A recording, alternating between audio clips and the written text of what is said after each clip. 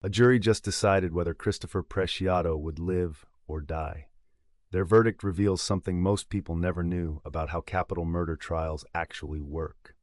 What separates a murder charge from a capital murder charge could mean the difference between decades in prison and a sentence of death. The distinction is not what most people think. Welcome to Court Decoded. Today we cover the legal mechanics of capital murder, using the Christopher Preciado verdict as a window into one of the most serious charges in American criminal law. Not all murders are treated equally under the law. Capital murder represents the most severe category of homicide charges, reserved for killings that meet specific aggravating criteria. In Texas, where the Preciado case was tried, murder becomes capital murder under particular circumstances. These include killing a police officer or firefighter in the line of duty, murdering someone during the commission of another felony, such as robbery, kidnapping, or sexual assault, killing multiple victims in a single criminal episode, murder for hire, killing a child under 10 years of age, or murdering someone while incarcerated. Each state defines capital murder differently, but the underlying principle remains consistent across jurisdictions.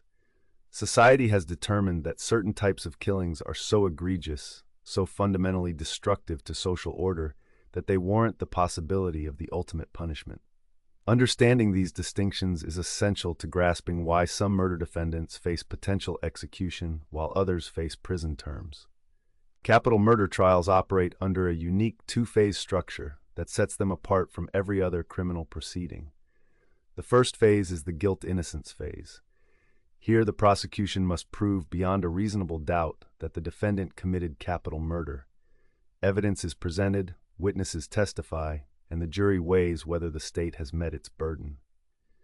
If the jury returns a not guilty verdict, the trial ends. But a guilty verdict does not conclude the proceedings.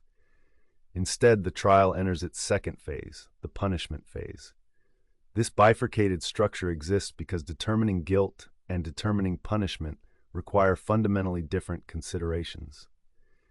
In the punishment phase, the jury hears additional evidence not relevant to guilt, including the defendant's background, character witnesses, psychological evaluations, and victim impact statements. The jury then answers specific questions that will determine whether the defendant receives death or life imprisonment without parole.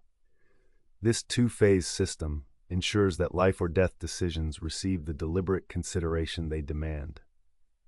In capital cases, the prosecution bears an enormous responsibility. The standard of proof, beyond a reasonable doubt, represents the highest burden in the American legal system. This is not proof beyond all doubt or mathematical certainty.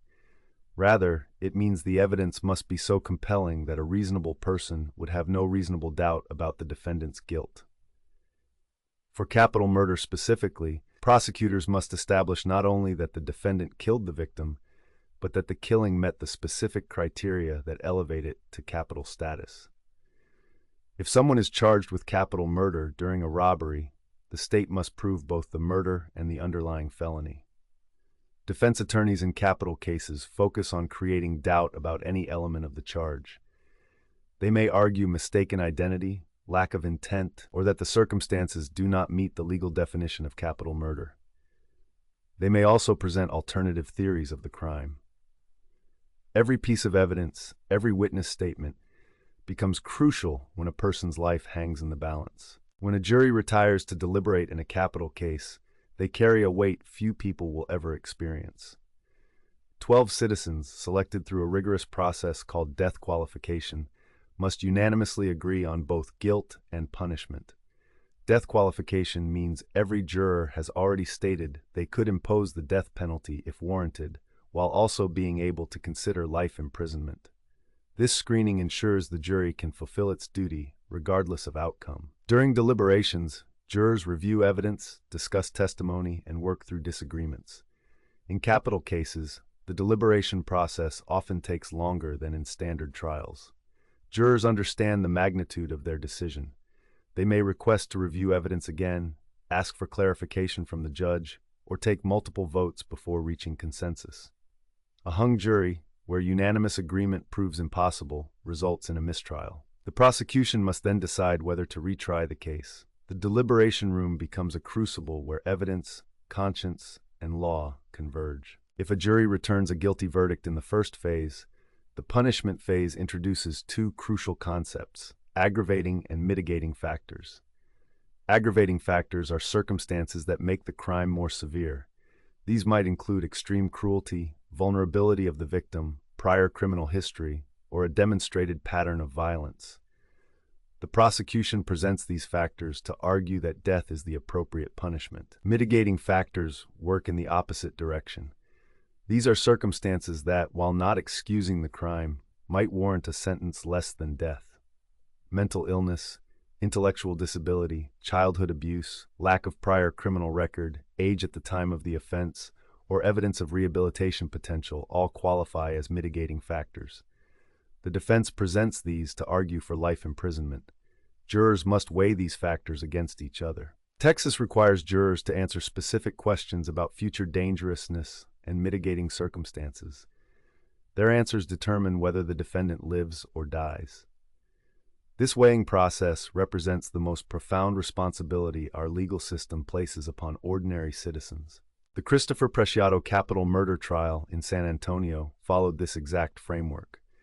The jury heard evidence during the guilt-innocence phase, weighed the prosecution's case against the defense's arguments, and deliberated until reaching their verdict.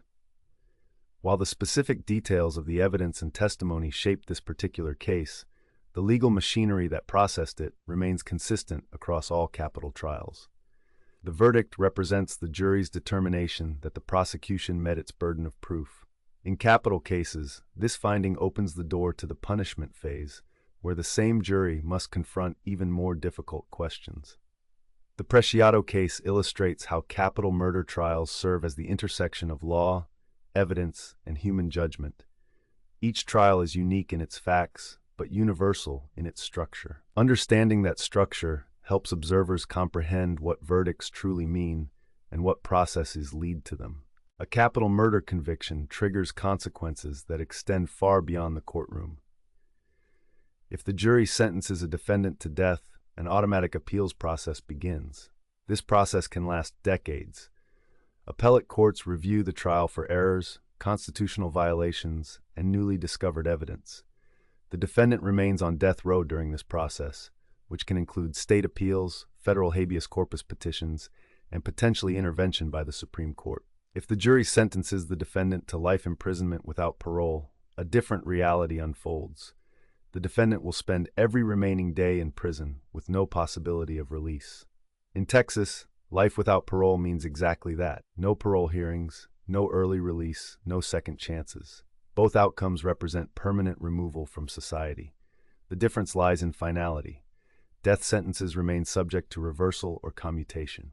Life sentences offer certainty of imprisonment, but continued existence. For victims' families, both outcomes provide some measure of justice, though debates about which better serves society continue across courtrooms and legislatures nationwide. Capital murder trials exist within an ongoing national conversation about justice, punishment, and the value of human life. The number of death sentences imposed annually has declined significantly over the past 2 decades. Some states have abolished capital punishment entirely. Others maintain it, but rarely carry out executions. The legal standards governing capital cases have evolved through landmark Supreme Court decisions. Executing intellectually disabled defendants was prohibited in 2002. Executing juvenile offenders was banned in 2005. Requirements for effective legal representation have strengthened. These developments reflect society's ongoing effort to balance accountability for the worst crimes against concerns about fairness, accuracy, and proportionality. The Preciado verdict, whatever its outcome, becomes part of this larger tapestry. Each capital case tests the system, challenges participants, and ultimately reflects how a community defines justice for its most serious offenses. The jury reached its verdict in the Christopher Preciado capital murder trial, concluding a process that demonstrated every element of how capital cases proceed through the American legal system. Whether the outcome was a death sentence or life without parole, the verdict represents 12 citizens fulfilling the most serious duty the justice system can ask of them. The trial followed the prescribed two-phase structure, applied the highest evidentiary standards, and ultimately produced a determination of both guilt and punishment. For legal observers, the case serves as a reminder that capital murder trials are not simply more serious versions of regular murder trials. They are fundamentally different proceedings, with unique rules, heightened protections, and consequences that echo through decades of appeals and incarceration. The system worked as designed, for better or worse. If you found this breakdown of capital murder trials informative, hit subscribe and the notification bell. Court Decoded brings you deep dives into real cases every week, making complex legal proceedings understandable for everyone.